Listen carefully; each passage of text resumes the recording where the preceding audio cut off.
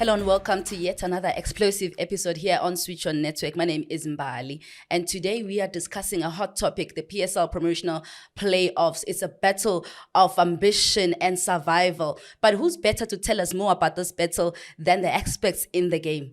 Joining me in studio today are the gentlemen to break this down for us. Morgan Gould, welcome.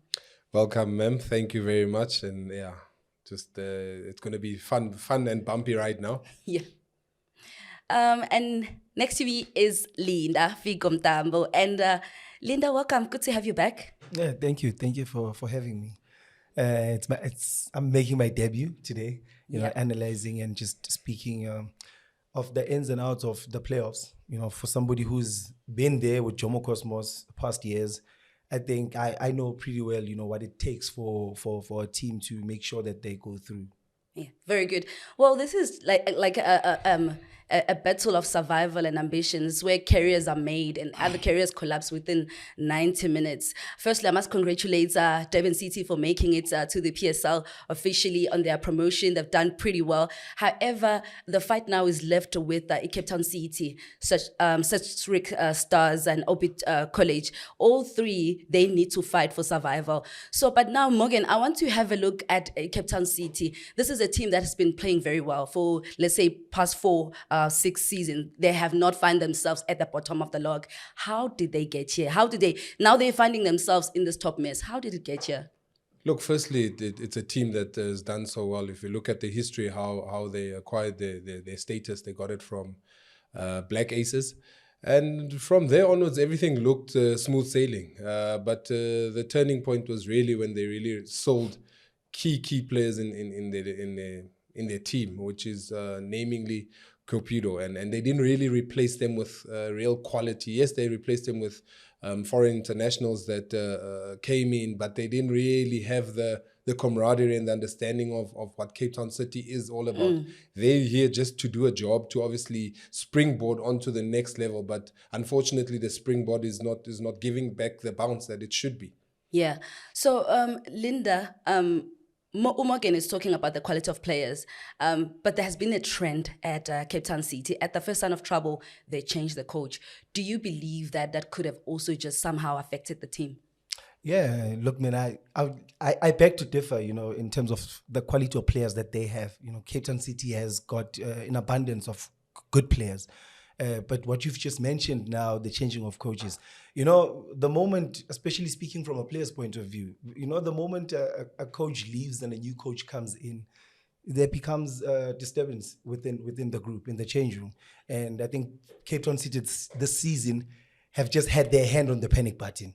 You know, they had Coach Eric, and when they let go of Coach Eric and brought in Coach Mushin, I don't think they really went in depth to see what was the problem with maybe when Coach Eric was at the helm. And when results weren't coming with Coach Mushin, they then pressed panic buttons again, you know, brought in an interim coach, you know, alongside Manyama, who was the captain at City whilst he was playing. And then now they've just brought in another new coach. So that alone, it just, you know, breeds panic. It breeds, we're not quite sure where we are. And for a team like Cape Town City, I think they are going to find it hard in the playoffs because teams in the NFD are hard running. Yeah. You just can't outwork them. And they're highly motivated because they want to get into the PSL. And with Cape Town City, they've never been in this situation before. Who better now to help them? For me, if I were to give them advice, they should look into players like Fortune Makaringe, who was in a similar situation at Marispec United. Maybe now start, you know, having conversations within the change room. Say, guys, what is it that needs to happen? But besides that, I'm never fucking mad. If they can't break the bank, the committee's chairman should break his court. Because that's when now you get to understand about players are motivated by money. You know, when we were at Cosmos, Ujomo made it clear for us. He didn't have the financial muscle, but he said to us, should you get promoted to the PSL, every player, I'm doubling their salary. Yeah. So that alone was, you know, some of us were earning 15,000 at the time. I knew, next season, so highly motivated. Yeah. So for them, at this point in time, they need to pop out bonuses. As I break the bank, it's also, I want to add on to what he's saying, because it's as we were saying, when we started the show, it's a 90 minutes where it's either going to go, your status is going to be doubled, your salary is going to be doubled. And for some of the guys in the NFD, it's a break. They're breaking the bank for themselves, and they're going to break their backs to get there because it's not going to be easy. They know how rough and tough it is at that level that they are, which Mtsipe's championship is no child's play. I've been there, and listen, I broke my back. If there's any time in my career that I wanted to give up, that was there, because it's hard running.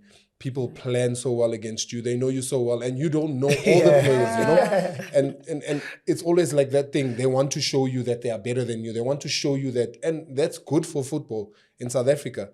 Cape Town City is really going to struggle. They're in trouble. Now that you are mentioning the pressure, we have ascertained that Cape Town City is in trouble. They in hot water. But then the big question now comes, Guti, can they retain their PSL status? How is it looking for them? How's the landscape for them? We have Casric Stars there, hungry. We have Orbit College hungry for promotion. Lababanye, they're just fighting for survival. And you're saying, Guti, when you go there in the NFD, when people, they just see Morgan Gould or they just see Ulinda, they want to play against you. They want to prove a point to you. So do you think it's possible for them, to just retain their PSL status? Can they make it out alive? Well, look, it's going to be really hard. I don't foresee them making it out. However, it's going to take more than obviously breaking the bank. It's going to take for them to sacrifice, because already the guys on Casric Stars and the guys at Orbit College, they've got nothing to lose. They've got everything to gain. If you look at Coach Ponzo, how he started with Orbit College in the playoffs a couple of years ago, with the very same team, the very same way they play, they don't change the way they play. Now it's going to be added. It's going to be, we'll double your bonuses, we'll double your salary, and you get to be seen by the people in Northwest to say, this is the team that really is going to take over Olympia Stadium if they still retain playing at the Olympia Stadium. And going and playing at the Olympia Stadium, I can tell you, Cape Town City is going to struggle.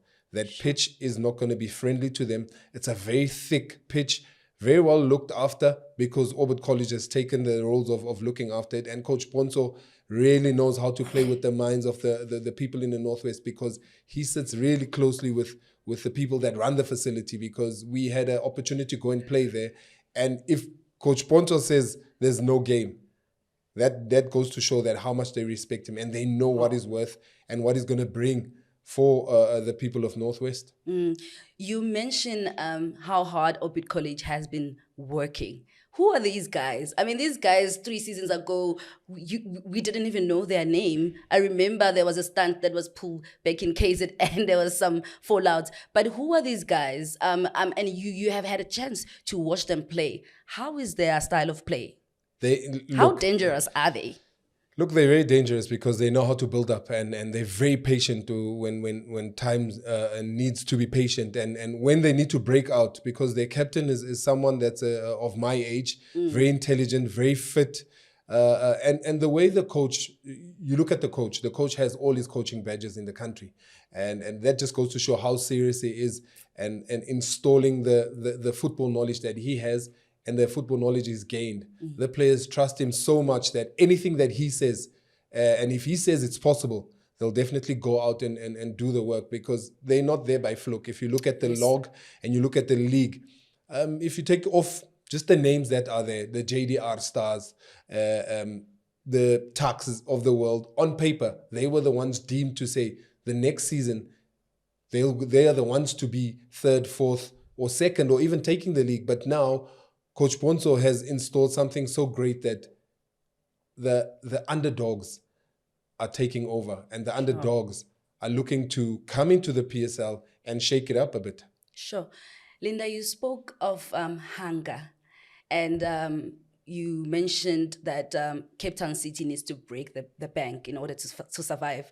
But is there anything else that they can do in order to survive besides breaking the bank? Worst case scenario is to say, Aikimali. Then what then? Yeah, I think it's just getting the change room to pull in one direction, because you're gonna in this point in time now, it's going to be a mental game, and tactics out of the window. Who's got the best squad? So now it's who wants it more. And with Cape Town City, that's why for me I think they need to have conversations And these conversations aren't only players and the coaches. The conversations also include senior management, the chairman himself. Because understand, if I'm a player at Cape Town City and we are facing this situation, at the back of my mind, I'm like, agent, can you look for a club? Should we go down? Yeah. Are there other people interested? So now you are finding players who are half and half. Yeah. So you'd want to have a team knowing that we are going in this thing together. So now you need the backing of the chairman. So maybe not just, literally financially breaking the bank, but as the chairman, giving the players his word to say, I'll still, you still in my team. Should you keep the team in the PSL, you still have a contract. Because when your contract is about to end and you are facing such a situation, it becomes tough. Very and like I said, mentally, you need to be strong. You need to make sure that you are ready to battle it out. When you play, we normally play friendly matches, against NFD teams, and it's not nice.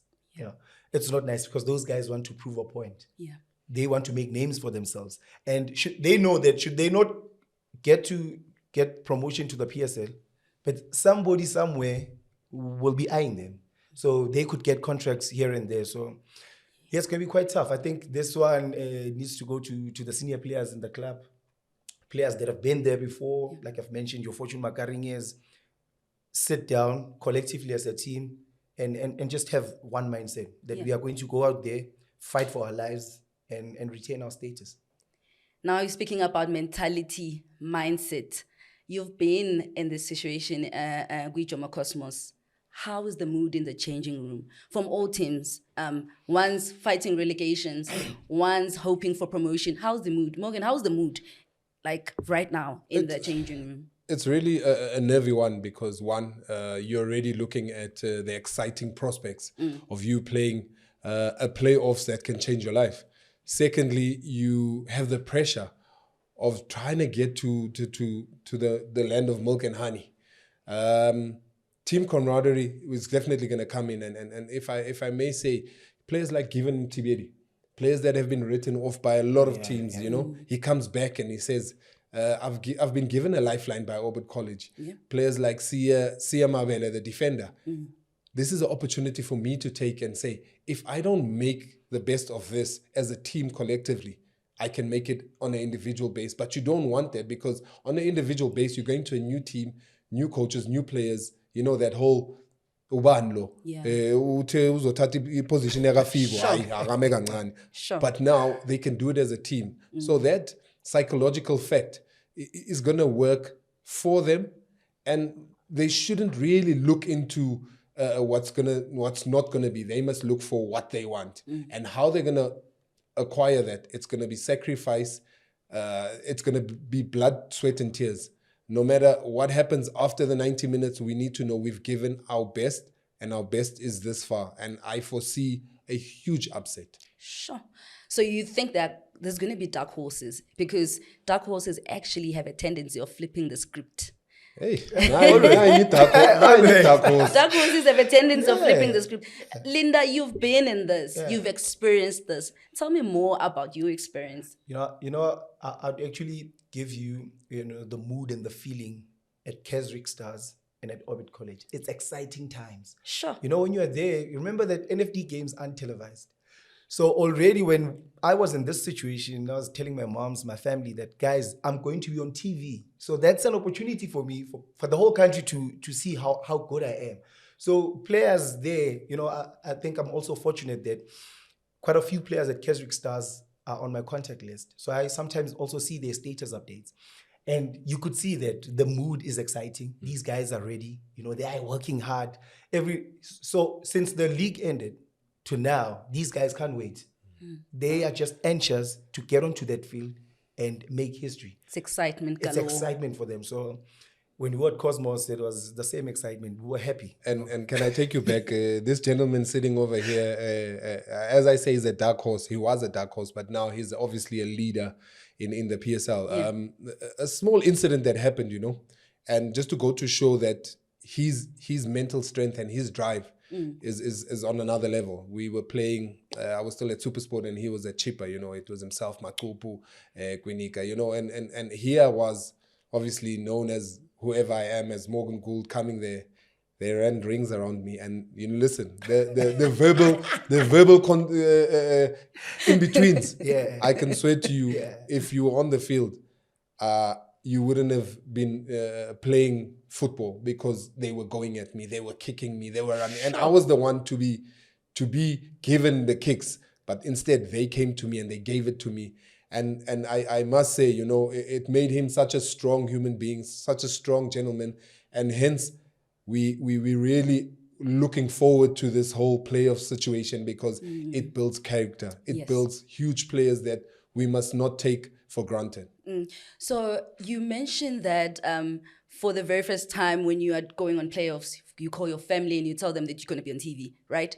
Morgan, do you think, Uguti, the fact that the playoffs are not televised, does it have an impact on their mentality of the players, or impact on the mentality of the teams themselves? I don't think it has an impact, because firstly, it goes to show that they are one step away from being on the telly every weekend. Mm-hmm. They get an opportunity to do the homework and do the work in the dark, because it's always nice being a dark horse coming into a league, and people are not really focusing on you. They really everybody's focused on Cape Town City coming back. They get an opportunity to say, you know what, let's run the rings, let's run the wheels off this Cape Town City team in the dark, because we are worthy of it and we are in a position of strength. They don't know anything about us. I don't think Cape Town City's analyst team or opposition analysis have thought that they'd be in this situation. Yes, they might be getting clips and videos, but is that going to be enough for them to conquer and try and get back to the milk and honey? Come out victorious. Yeah. So do you think not televising the NFD matches have an impact on the teams or the players themselves? It does. Even in the PSL, when you don't play for the big, so-called big three, because those guys are always on TV. Yeah. And it takes off a bit of pressure. But every time you step on and you play against the big teams and the game is live on TV, you know that the whole country is watching. And your family is there, everybody's watching. So that's like added pressure. And pressure, it means something's expected of you. Yeah. So that's what I think that's going to be a benefit to both teams, Orbit and Casric Stars. But once again, I think Cape Town City can still retain their status, only if they pull in one direction. Only if the players know that, look, we've had the backing of the chairman, we've had the backing of the senior management, that should everything go accordingly, our contracts are still safe. Because I can tell you, right now it's the off season. In every player's mind is, where am I going to get the next contract? Yep. Yeah. Should my team let go of me? So that's the whole psyche that's going on mentally that affects a lot of players. Yeah. So with Cape Town City, that's where they are. That's what I'm saying. Some players are probably thinking, oh, maybe a Jaden Rhodes. He's had an amazing season. Wherever he is, he's like, am I getting a bigger contract? Am I going to Joburg? Because there's been rumors that Pirates, Chiefs, Sundowns want to acquire his services. So with that, you just need to have them all together and like, guys, we are here in one boat. Let's go fight this out. Yeah, Morgan, I actually don't think Cape Town City is safe. Their defense has been very leaky. I mean, conceded 18 goals in their last 10 matches. They have a lot of work to do. But now I want to talk about the implications. Worst case scenario, they go down they crash into the NFD. What are the financial implications for them? Wow. Look at the sponsors. Firstly, sponsors look at you when you're at the top league and in top tier league. And that one is going to be a big one, a big question mark, whether the sponsors stay or they go.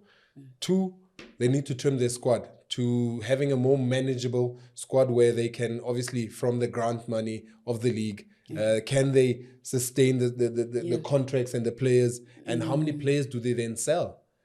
It's also going to be, do they have enough depth in the DDC? Because now the DDC, obviously, when they go down, it's null and void. Now they need to take those boys from the DDC, include them into the first team. Are they ready? How many players they're going to let go? It's a lot. There's a lot of implications, and how we're going to do it is the big question mark. Does John Comitas have the mental strength right now to foresee himself going down and making the best business decision? Yes, he's a businessman, but that one, it's a business decision where you need to make under pressure. You need to know that I'm taking a drop. I'm no longer 80 million rand team. Now I'm a 15 million rand team, and it's gonna be sleepless nights for them. And you know what? Sure. What just crossed my mind now is, have we actually noticed how teams in Cape Town have been relegated? You know, and would that also, you know, play in their minds? You know, we had ex Cape Town Spurs, who got relegated, and now again they got relegated down to the third tier of South African football. So will that also play in their minds? You know, to say, should we go down? Are we gonna be able to come back? You know, there was our Santos, there was our Milano, you name them, and today Abeko. Yeah. So, gentlemen, let's wrap it up. Who is going up? Who's crashing? Who deserve the sports in the PSL, and why? I definitely want to put my head on the block and literally say, I know you said I don't have to put my head on the block, but I definitely want to see a team like Casric Stars. Yes. A team that Bucks is gone quietly about his things. He's acquired good players in silence, and no one's really talking about them. You know, like Kermit, I was with him the other day. You know, you can see that Kermit is revived, and should they come up against Cape Town City, I can guarantee you Kermit will want to, and Kermit is one for the big occasion.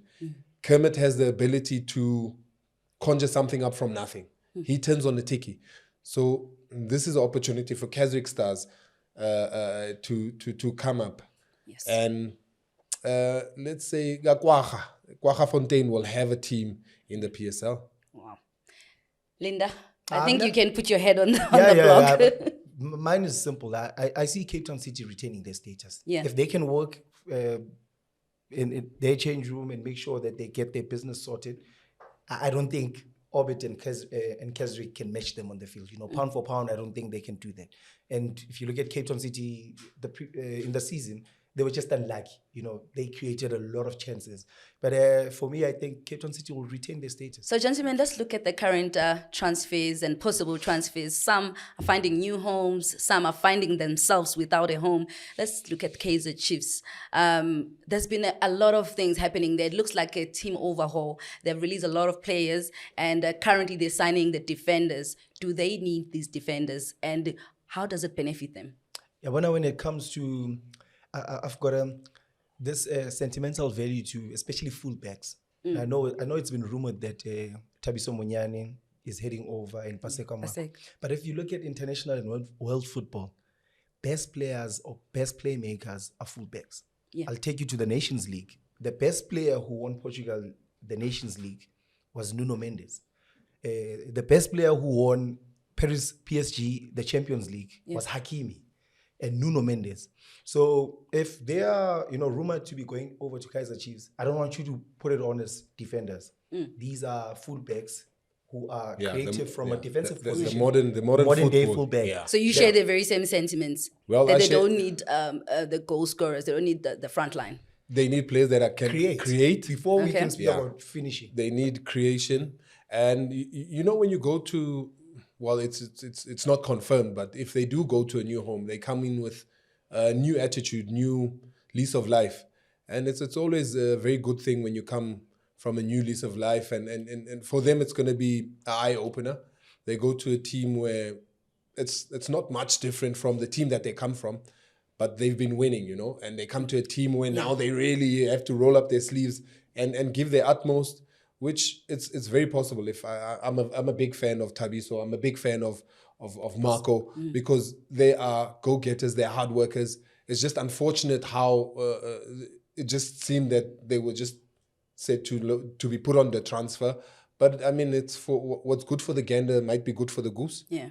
But do you think it's going to benefit them career-wise? Is it going also to benefit Kaizer Chiefs as the team? Yeah, look at the age. If you look at the age in typical football in South Africa, between the ages of 27 and 32, you're at your peak. Yeah. I'm talking about, look at this gentleman. Yeah. He came out, he flourished, and he's still flourishing. So we need to look at the landscape of how the players in South Africa mature, what ages that they mature. Yes, they fullbacks. In someone that doesn't really understand football would say, but They are just fullbacks, but they're not just fullbacks. They add value. They add They create to the chances. attack. Yeah. They stop the attack higher up on the field because modern football requires you to have the counter pressing, and the counter pressing, wherever you lose the ball, you must regain it and try and go on another counter. So it's good signs. People might not agree with it, but it's if the clubs go that route and say we want their services, we value them, we see them, they'll add value. Good and well. Yeah, I'm giving you a blank check right now. Blank check, there's no number. What would you do to make Kaizer Chiefs better than last season? What would you do to make Kaizer Chiefs make it to the top 8? Would you change the coach? Would you sign certain players? Who would you bring over? Who would you get rid of? It depends. If the blank check has a limit to it. No limit. Firstly, you can't spend crazy amounts on someone you haven't profiled. Yeah. Firstly, they need to profile them, and obviously the scouting team have done the profiling. You need to sit around a table like this and sit with the coach, sit with the technical team and your scouts and say, is this person fit for the position? Yes, no, maybe. And that's how we will go. But from what you have seen so far, who do you think they need at Kaizer Chiefs right now? Do they need the coach number one? Fiston Mayela. They need So- a player like Fiston Mayela. They need a player like Prince Duba, Zimbabwean international. They need a player like... that was just my fantasy. We're talking Yeah. fantasy now. Yeah. This is not something that I'm talking fantasy league. Anybody locally? Walter Masona. Yeah. Locally, you need to really dive in and look really hard. Jaden Rhodes would be one of the players that I really look into and say he's got the acumen. He's not, I wouldn't say trial and tested, but he looks like a Goedeman also would be another player. But, as we're saying, this is just fantasy league and it's my blank check in my opinion of how they should go about it. Yeah. Linda, I'm giving you a blank check with what's happening currently at Orlando Pirates. We see Coach Ngigazi is already making moves, signing Moremi. We're currently not sure. There are rumors surrounding Saleng. We're not sure if he's going to keep him or not. What do you think? Do you think really he should just continue and take the reins as the coach? And also, while you're on it, I'm also just giving you a blank check. What does Orlando Pirates need right now? Which players do they need? Yeah, I think the Pirates have had a good, successful season, in my opinion. They've been playing exciting, attractive football. And to say there should be players which they should sign, for me, as they should continue with how they were doing things. Relying on Coach Joseph Makanya to bring in Mako Melons up to the first team, because we've been seeing they've been doing really well. If you look at Umbogazi, he just played his first game for Bafana, and he was amazing. Nkota gave 2 assists, amazing. Urile is an established now Bafana player. And you can see, even a lot of boys, towards the end of the season, more young boys were promoted to the first team. So I think they should just keep it that way, rely on their development structures, to bring in and push up players. Because they've been doing well. And if it's not broken, then why change it? And Coach Ngigazi's role at Orlando Pirates, what is your view? Coach Ngigazi is a top coach. Remember when Coach Ngigazi was signed from an exciting Arrows team. He did well with Golden Arrows. Hence, he came over to Orlando Pirates. And for him to have stayed so long, it means there's so mumuch good that he's doing to the club. Yeah. I think, credit must go to him. I think he's worked with a whole host of coaches and he's learned a lot, And if the situation right now, as they're saying, they're signing the attacking players like Moremi, that means they trust his word. He's given them a list of saying, I'm here as a coach, as the technical team. These are the type of players that would add value. And my hat must go off to how he approached the situation. They might not have a coach. He might take over. Yep. God knows alone what's going to happen there, but he sees himself in that role. So I think the reins should be given to him and the respect should be given to him when the players come in and they get signed. He's equal enough to say, I can take over the Orlando Pirates ship. Yeah, because there are rumors surrounding other coaches, maybe, just maybe, going over to Orlando Pirates, like your Pizzo Mosimane, your Rulanis. What is your view on that one? No, it's great to link those top tier coaches, but you must also look in your own backyard, because the success has been of Pirates that the Dugus have promoted the Coco Melons, as Figos said. Yeah. It goes without saying that they trust him. They know what he's capable of, and he's doing it year in, year out. The coaches before then was also given an opportunity. If you look at it, Relay was the previous coach at the DDC. Yeah. His mind just slipped my name. Coach Mandla. Coach Mandla, yes. Coach Mandla was also a part of that. So that goes to show that when the ship is sailing strong, what they do is they introduce slowly but surely. They put players on, and when the ship's not doing well, they keep it sailing until the rocky waters, and it becomes murky and it's more movable. Sure. So I think good and well they have those coaches in the lookings, but at the end of the day, should Coach Manda still be there, I think he's the one for me that will be able to take Pirates to greater heights also. Sure. Both of you mentioned the gradual introduction of Coco Melons in the game. It's all good and well. Young players, they bring the flair, they bring the pace, but do they bring experience? Do you think it's safe actually to just say that they can replace leadership and experience that the players like you are bringing in the game? Yeah, that's why you need Grootman Jengati in the field, because we integrate these young players well, and when they play alongside us, then they get the freedom.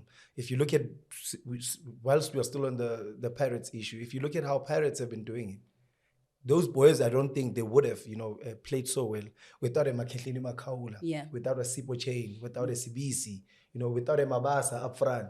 So alone, and probably there's still other good players on the bench. Zakele Lepasa, who was with the AFCON team, just won a bronze medal with the AFCON team. So already it means they still have an abundance of experience that is then able to have a good mix with these young players. Yeah, but young players, alone, say 11 young players, I don't think they do well for any other team.